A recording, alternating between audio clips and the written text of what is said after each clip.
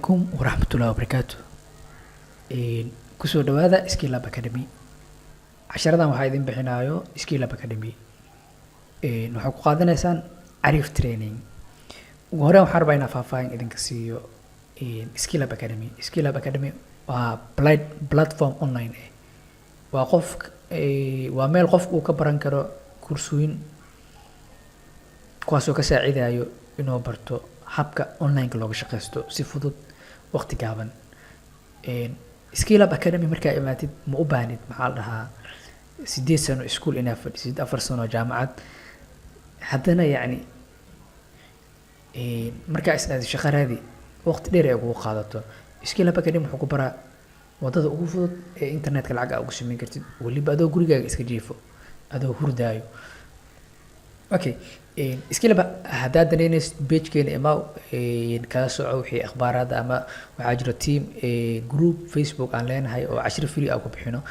Waxaa arki doontaa cashiradeena iyo qaababka ay u baxayaan iyo faa'iido ay ku leeyihiin.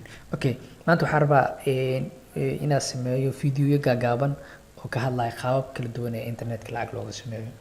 Waxaa jiro thousands kumanaan qaabaa jiro, hal qaab ma jiro. Qofba markaa meesha u fudud raaci doona. Cashirkan wuxuu noo ahaan doonaa taxano si free aan ku bixin doonaa. Okay,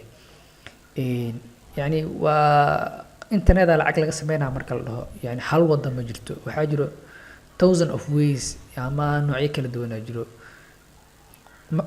Mararka qaar waxay ku xiran tahay qofka xirfadiisa iyo skillska uu leeyahay iyo mararka qaar waxay ku xiran tahay hab fikirka qofka kuma xirno shahaadada aad wadatid.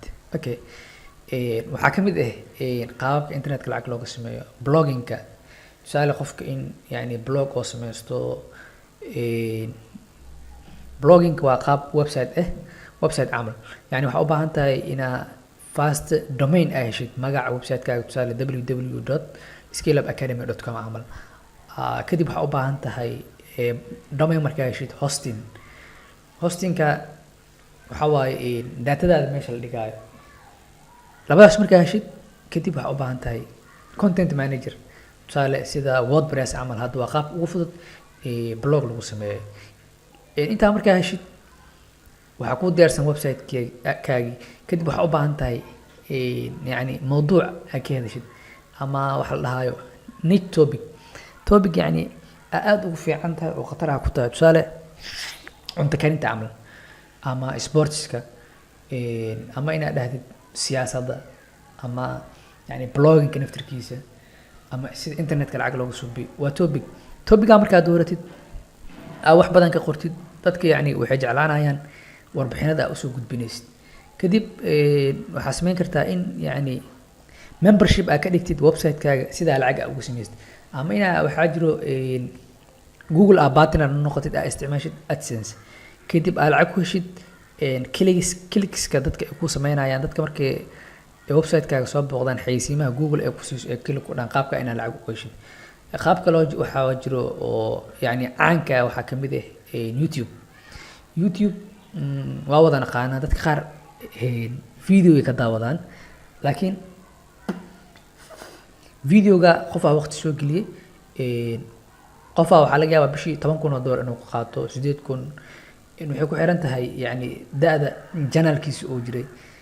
YouTube dhowr nooca lacag looga sameeyo. Qofka mar wuxuu ugu sameyn karaa in shirkad uu qandaraas soo gado oo la soo galo kadib uu xayeysiin ku sameeyo ama in Google AdSense uu ku xirto oo sidaa booqashada dadka soo booqanaya uu lacag kaga sameeyo. Ama waxaa kaloo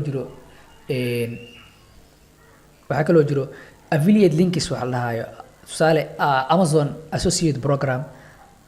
Amazon waxay leedahay Associate Program la dhahayo waxay ku siinayaan waa codsane markay ku aqbalaan website-kaaga iyo channel-kaaga waa soo dhigi kartaa. Tusaale fiidiyoyada qaar markaa daawanaysid dadka ka hadlaya isqorqorxinta camal iyo waxyaabaha noocaas hoos waxay soo dhigayaan links ama sawiro hoos lacag kaga qoran tahay. Waxyaabaha noocaas waxaa la dhahaa affiliate marketing. Okay, waxaa kaloo jiro Google AdSense. Google AdSense waa waxyaabaha ugu caansan hadda dadka badan ay isticmaalaan. Waa platform oo xayeysiinaha sameyso. Waxaa iska leh shirkadda Google Google AdSense meelaha kale waxay kaga fiican tahay dadka waxay siisaa 60% boqolkiiba 60 lacagta kasoo xaroota xayeysiinta 40% na waxaa qaadato Google. Affiliate marketing-kana waa aragnay. Affiliate marketing-ka wax kale ma ahayn, waxaa la dhahaa qofka inuu iibiyo product qof uu leeyahay ama shirkad ay leedahay. Waxaa la dhahaa affiliate marketing. Affiliate marketing waxaa ugu caansan Amazon Associate Program, Commission Junction, sales share way badan yihiin. waxaa kaloo jiro oo ka mid ah qaababka internetka lacag looga sameeyo qaab e-commerce. E-commerce waxaa la dhahaa in yani online-ka wax ku iibisid adoo isticmaalaya website iyo waxyaaba noocaas. badanaa hadda way soo badanayaan, yani adduunkana horumarayna zaaid ay ugu badan yihiin. in qofka physical store oo kasoo guuro, tusaale dukaan inuu meel ka sameeyo oo ka guuro oo u guuro wixiisii badeecadiisii asoo gurigiisa jooga in online uu ku iibiyo xayeysiino u sameeyo dadka sida uu ku gaaro kadib halka uu ku iibiyo. waxaa kaloo jiro training hadda Skill Up Academy qaabka ay sameyso ama qof xirfad lahaatay ama aqoon leh in aqoontaadii dadka si online ah wax ku bartid kadibna lacag ku heshid. waxaa kaloo jiro in selling photo, yani qofku inuu sawiro iibiyo, sawir qurux badan soo qaaday oo fiican. waxaa jira website lagu iibiyo. waxaan dhan waa si practical ah u sameyn doonaa idin tusi doonaa. mid kale waxaa waa marketing agency inaa bilowdo. waa hadda maanta dunida aad ugu baahan tahay marketing agency, sababtoo ah ganacsiyadii dhan waxay noqonayaan wada online. dadkii waa wada online, yani dadka online-ka Facebook iyo Instagram-ka isticmaalaya qaab lagu gaaraa jirto adoo la isticmaalayo online marketing. okay waxaa weli waa sii socotaa. waxaa kaloo jiro qaab kaloo lacag looga sameeyo ah freelancer. website waxaa jiro oo freelancer lahaa, waxaa kamid yani freelancer.com, upwork.com, odesk.com, people per hour. website-yadu way badan yihiin. website-dan haddii xirfad aad leedahay waa iska diiwaan geline. markaa iska diiwaan gelisid waxaa jiro shirkado soo dhigo projectyada saacudsane saacadaha shaqeynaya. waxaa laga yaabaa $50, $60 inaad ku heshid. okay waxaa kaloo jiro virtual assistant. in yani assistant aa noqotid adoo yani shirkad wadan kale ku taalo, telefoonada inaa dadka ka qabatid, emailska aa u jawaabtid, waxyaaba noocaas. ama waxaa kaloo jiro oo online-ka ugu shaqeysan kartaa. waxaa kamid ah web designer ama developer, in aa noqotid yani qof website-yada sameeyo oo developer ah. waxaa kaloo jiro coaching, tusaale xirfad gooni aa leedahay sida cayilka lasaga yareeya camal. waxyaabaha noocaas inaad dadka bartid coaching waxaa la dhahaa, ama course inaad dadka siisid iyo waxyaabahaas waxaa la dhahaa coaching. dropshipping waa qaab kamid ah e-commerce-ga, ayadana lacag waa ku sameyn kartaa, mana u baahnid maxaa la dhahaa investment badan. waxaa kaloo jiro publishing e-books, tusaale bugaag inaa online-ka aa kusoo daawacdid sida aa ku iibsid.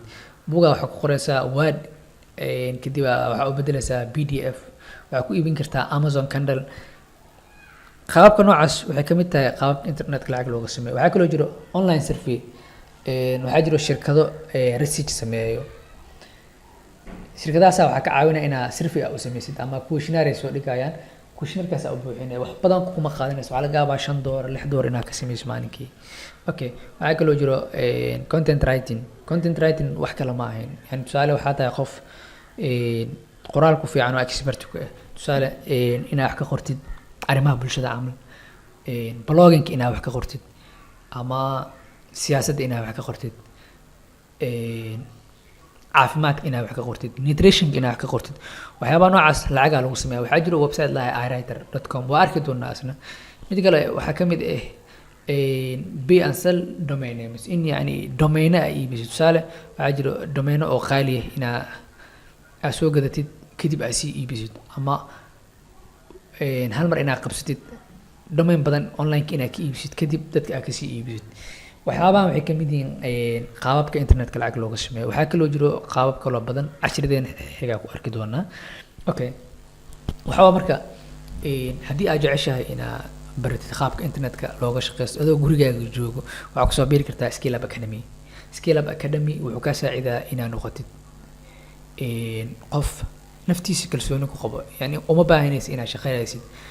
waxaa baran doontaa qaabka online looga shaqeysto adduunka way sii horumarayaan maanta adduunka wuxuu noqonaa yani global village hal xaafad adoo gurigaaga jooga Mareykanka shaqeyn kartaa ma u baahnid inaad safartid diyaaro aad raacdid kaliya waxaa u baahan tahay xirfad inaad leedahay. Asalaamu calaykum waraxmatullaahi wabarakaatuh.